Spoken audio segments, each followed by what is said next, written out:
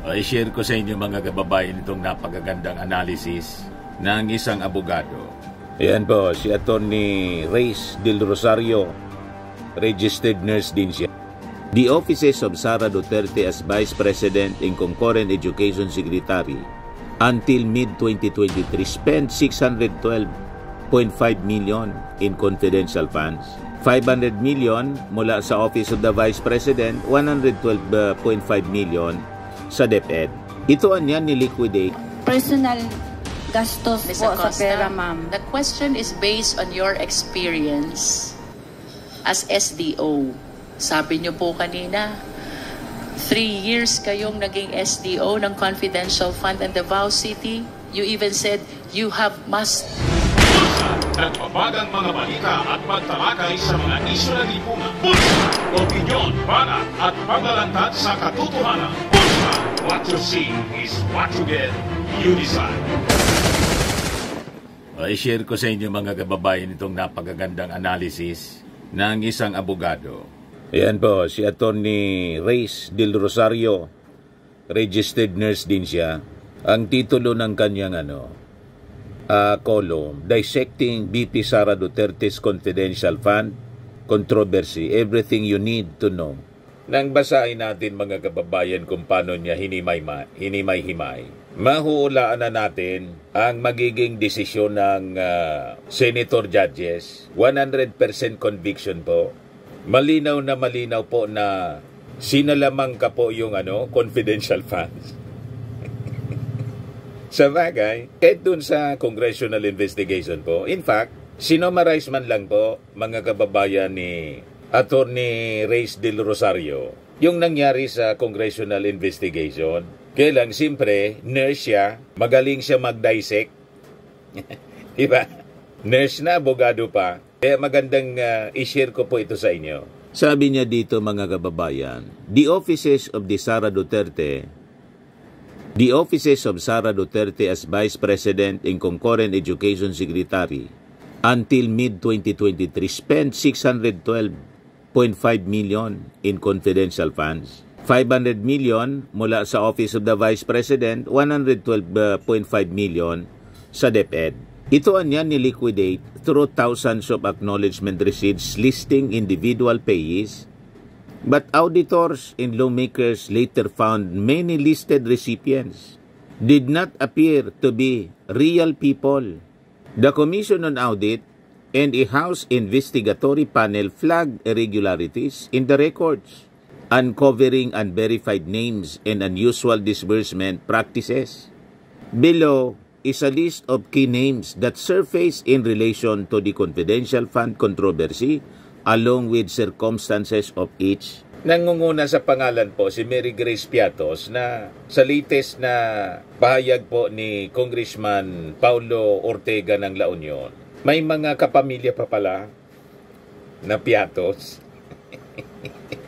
Yan tropa ni Mary Grace Piatos, malakas na ebidensya versus VP Sara. May mga kamag-anak pa. Kaya sabi dito ni Attorney Del Rosario, ito lang anyang si Mary Grace Piatos na nakapangalan sa confidential receipts. Malinaw na fictitious name. Napag-alaman anya ng Philippine Statistics Authority, wala siyang birth certificate, marriage or death records. In fact, this name was used as the signee on 128 receipts to liquidate about 23.8 million in confidential expenses. Matindi mga kababayan, mamimilipit nito si Sara Duterte at yung kanyang mga kasama once isinalang po sa impeachment trial. Ngayon, maintindihan ninyo kung bakit gustong ipa-stop ni Sara Duterte sa Supreme Court yung impeachment trial. Mabubulgar lahat, mga kababayan, at makukonfirm. Wala siyang takas dito, mga kababayan. Pangalawa, itong si Fernando Tempora, nakapangalan po ng isang popular snack brand, tulad ni Piatos. Wala din siyang civil registry records matching this name. Pangatlo, mga kababayan, si Carlos Miguel Oisi, na recipient din mga kababayan. Wala ding corresponding record sa PSA databases. Kahit anong efforts ng Philippine Statistics Office po, nowhere to be found. Tatlo pa lang yon, mga kababayan. Pang-apat, si Chippy McDonald. Winalangya talaga po, mga kababayan, yung pundo. Chippy McDonald. Another unusual name that combines a local potato chip brand, Chippy, with a fast food reference, Chippy McDonald, was reported as one of the OBP's listed fund recipients, and it does not correspond to any real individual in national registry. Kahit siguro sa Amerika, walang ganyan. Sinalaula talaga po. O ito yung bago, mga kababayan, na nireveal ni Congressman Ortega, si Pia Piatos Lim. Katunog ni Mary Grace Piatos, kaya lang, double T yung unang Piatos, Mary Grace Piatos. Ito naman, single T. Tapos may kasamang Lim para magmukhang totoong tao. Ito yung sinasabi ni Congressman Ortega na kamag-anak, a name uncovered in the annexes of the 2025 impeachment complaint apparently riffing on the same Piatos theme is spelled with a single T in Piatos. Pia Piatos Lim appeared on the list of Sara Duterte's confidential fund recipients despite there being no PSA records of any real person by that name. May isa pang Piatos, Rinan Piatos, another suspicious name in the same vein, also revealed in official records reviewed by the House. Itong si Rinan Piatos with 1T was listed as recipient of confidential funds, yet a records check showed no trace of this individual's existence. Lahat po kaluluwa. Ang hindi lang kaluluwa, mga kababayan, yung tumanggap ng milyon-milyon na confidential funds. Kasi itinuro po, yung Colonel,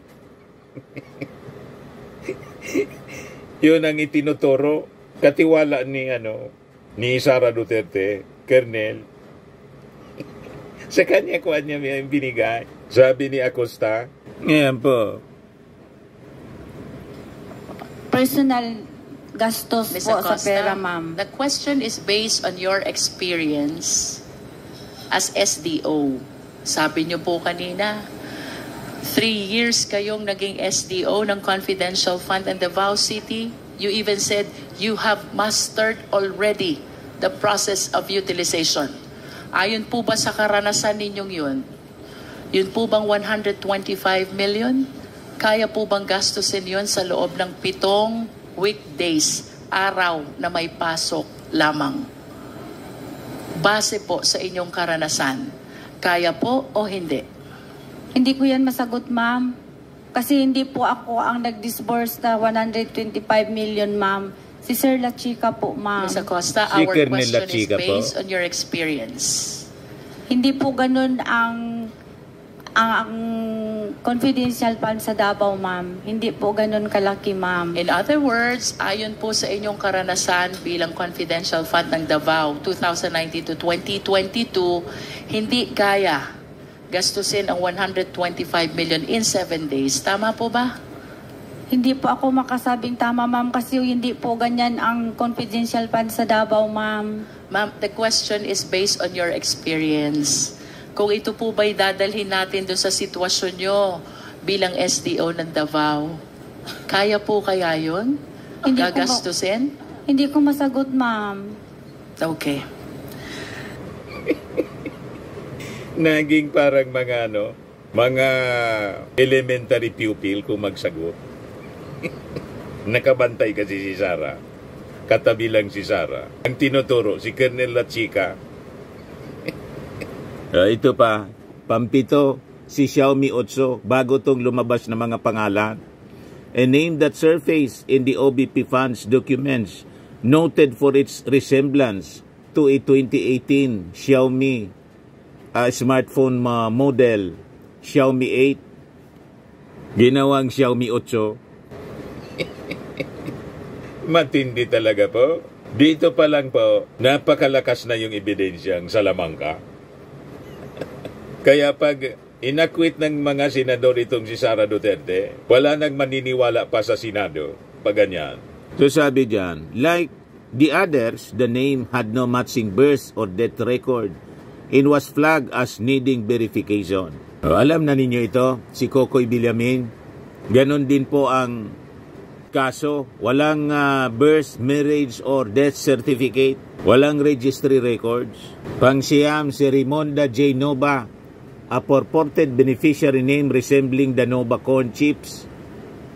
It was among the names found on the Vice President's confidential fund receipts and was submitted for verification due to doubts about its authenticity.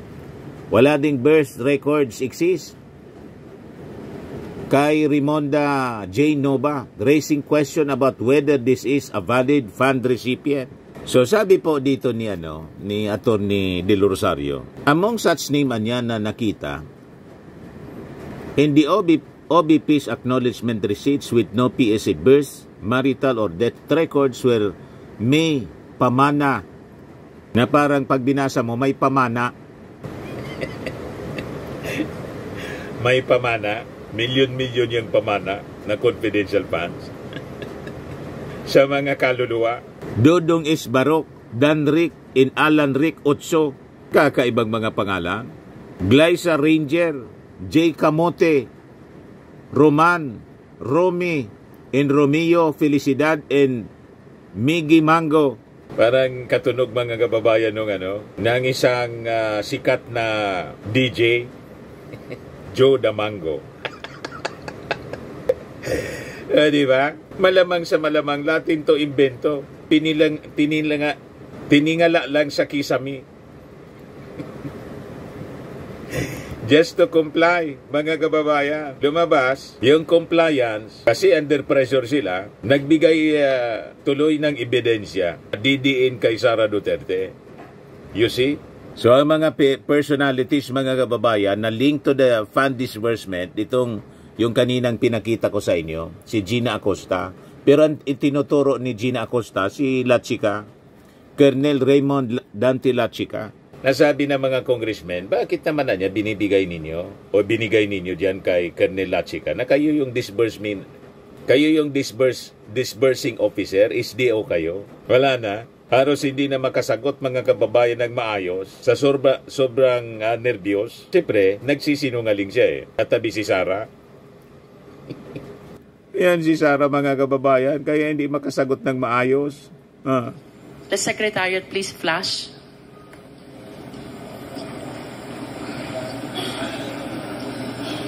May we know, Ms. Acosta, who prepared the certification?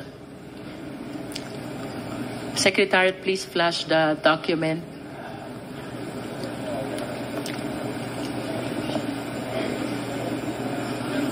Who prepared this certification, Ms. Acosta? Ako po, ma'am. Kayo po. You confirm the authorship of the signature above the name Gina F. Acosta sa inyo pong perma ito? Yes po, ma'am. Yes. And the document says, on the first paragraph, we certify that the amount of 125 million was incurred in connection with safe implementation of OVP initiatives and confidence building. Ms. Acosta, ano po ba yung confidence building? Yan po yung isa po yun sa programa ng OBP na kung paano po ma-implement ang isang programa na maayos po at safety po. Yun po ba ang ibig sabihin ng confidence building? Yan po ang pagkaalam ko, ma'am. Can you explain further? Pag sinabi po bang confidence building, ano po bang ibig sabihin nun? Is it synonymous to confidential activities? Pares po ba iyon? Pwede po mag-asa ko sa aking lawyer, ma'am. So yun yung parte, mga kababayan, ng paggigisa kay SDO Acosta. Hanggat siya, mga kababayan, ay himatayin. sumikip yung dibdib. Hindi na makahinga. Sukol na sukol mga kababayan kasi sa pagtatanong ng ating mga congressmen. Lalo na po ni Congresswoman Luistro. Mauulit ito mga kababayan sa impeachment trial. Yes, sabi dito po sa sinulat ni Attorney Del Rosario. Audits, investigations, and official responses. Number 1, yung COA issued a notice of disallowance for 73.28 million pesos of the OBP's 125 million confidential fund spent in 2022, citing improper or insufficient documentation. Example, yung mga anomalous receipts na nabanggit, effectively demanding that Sara Duterte refund the amount to the government. Pangalawa, the House Inquiry and PSA verification. The Philippine Statistics Authority reported that out of 1,992 names on the OBP's list of fund recipients, 1,322 had no matches in birth, death, or marriage records. Similarly, for the DepEd's list of 677 names, 405 or 60% turned out to be unverifiable individuals. Hindi ma-verify po. Non-existent kasi po, mga kababayan. Pero sabi ni Senator Bato, marami yan dyan. Sa Davao, maraming piatos. Baka nasa grocery. Marami talagang piatos sa grocery. Pero po, sa barangay, yung mga pamilya piatos, walang makita eh. Number 3, impeachment and legal action. Ito na nga po, na-impeach si Sara. Iniintay na lang po yung pagsisimula ng impeachment trial. Kung saan, inis na po yung ilang mga congressmen. Kasi, sa tingin nila, inuupuan ng Senado.